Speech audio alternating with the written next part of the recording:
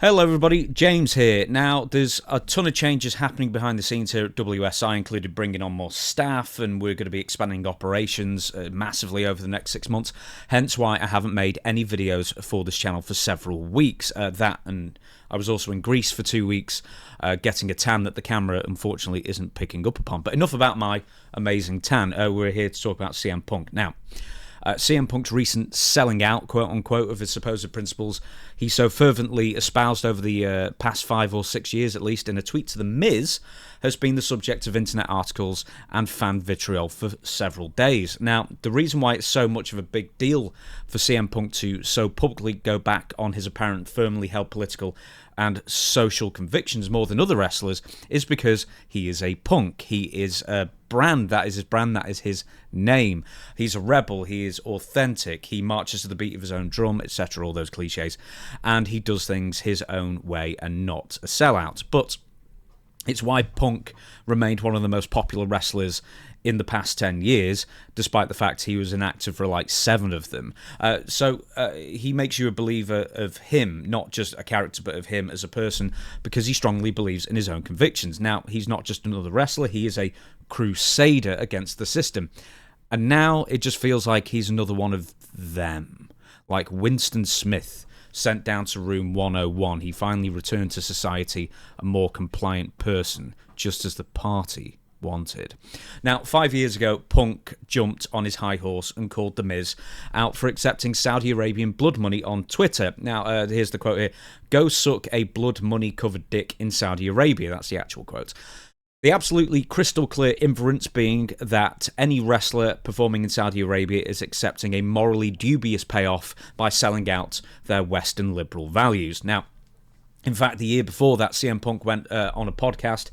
It's a very popular podcast, and I've forgotten the name of it already as I'm saying this, but anyway, it was a very popular one, where he categorically stated that when asked how many Saudi Arabia show payoffs it would take for Punk to return to WWE, he stated, "I would not do a single one of those Saudi shows," and that it sounds so shady. Fast forward to last week, and CM Punk, along with other WWE personnel, goes to Saudi Arabia a couple of days early. A controversial decision in itself because there was escalations and tensions in the Middle East following several bombing campaigns, by the US and Iran, and it led to 6 Middle Eastern countries closing off their airspace. But during a live kickoff show in Riyadh the day before the WWE Night of Champions PLE show, a supposed fan asked CM Punk to apologise for his prior comments regarding Saudi Arabia.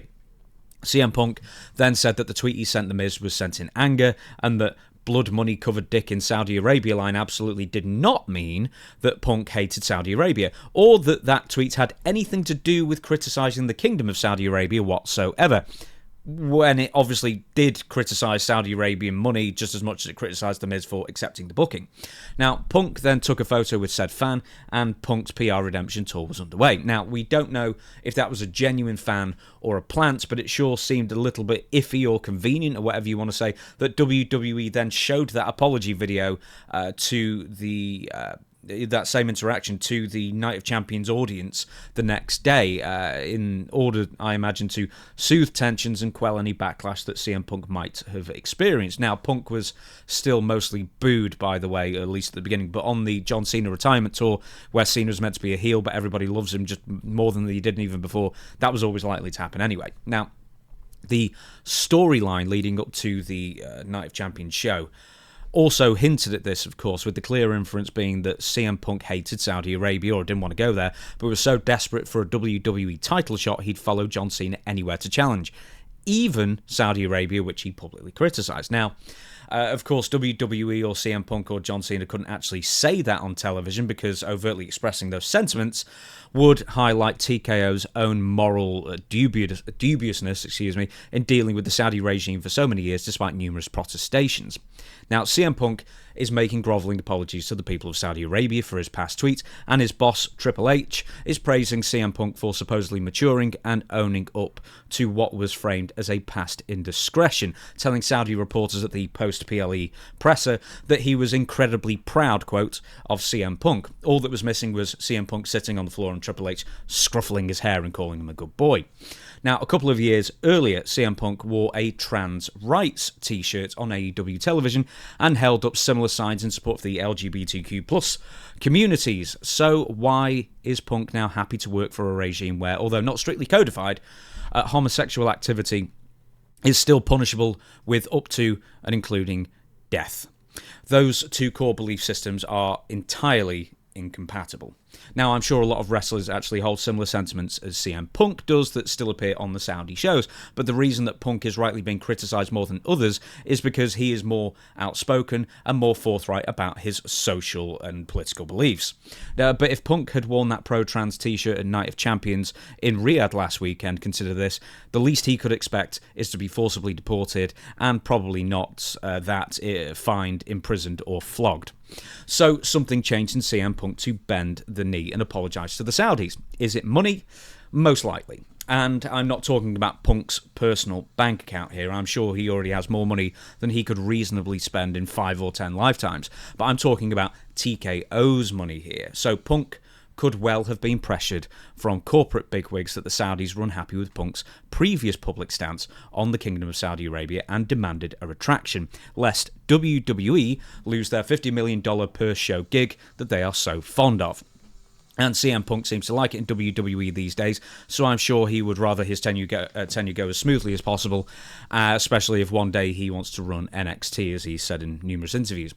So if that means apologising to a regime that he once said he would never wrestle for, then so be it, I guess. Do I hold CM Punk in contempt for this about-face on the Saudi Arabia issue? Yes, I do. He actively supports certain causes publicly in a very public manner, then undermines those causes by his recent actions. I think this turn of events has the potential to affect his connection with the fans and overall marketability, affecting his own overall marketability of one of wrestling's most enduring performers. So it now feels to me that CM Punk is no longer a punk, someone who would stick a middle finger up to the system and go home, or rather go home, than play by their rules. And that was his main appeal. That's been his main appeal for, 15, 20 years, basically, at that point. And John Cena was probably right, even though I know it's all scripted and everything. But John Cena was right on WWE SmackDown, in my opinion, the week before. Phil Brooks is now a capitalist, a multimillionaire, and most importantly, a model employee for TKO. Now, Phil has gone from punk rock, for me, to manufactured boy band. Rancid to NSYNC. Now, Punk no longer rails against the system. He is the system.